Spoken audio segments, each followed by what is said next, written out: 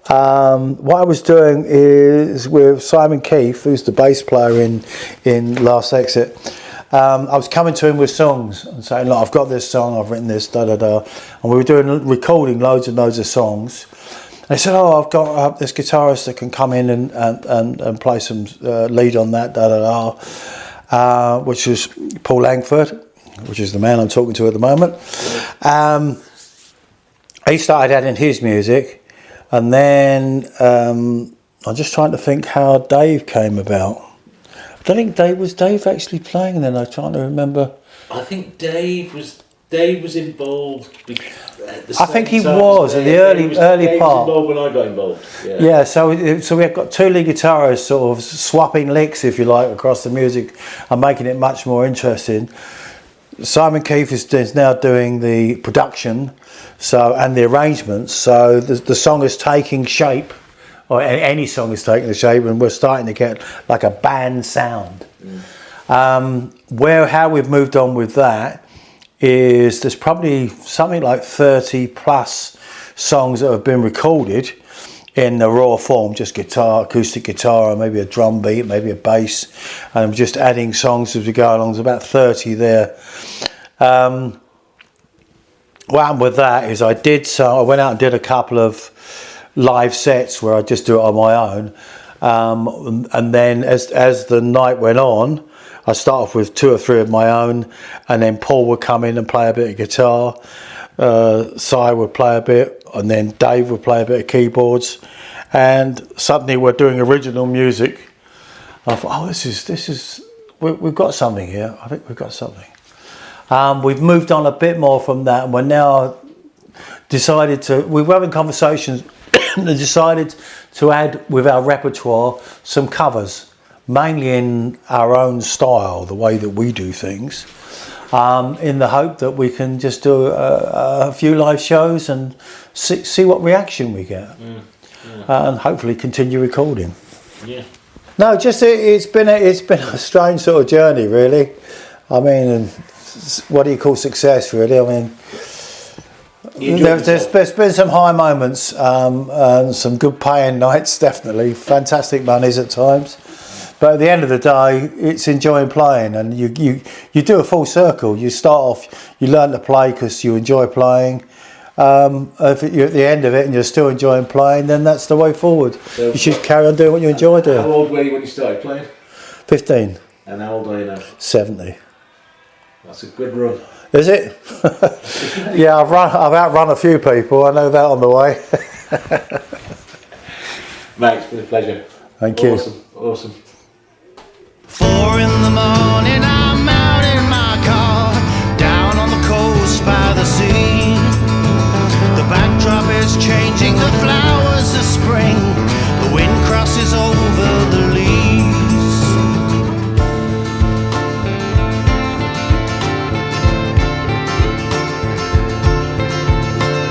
Shoreline is changing, out go the waves, exposing the beach for the day. I'm contemplating if procrastination has driven my woman away. And as the sun rises, life full of surprises, sitting here in a cafe drinking tea, I suddenly realized you were a stepping stone, take me to where I should be. I clip on plectrum holders, because I keep dropping fucking plectrums and I want to be able to do that. 4 in the morning.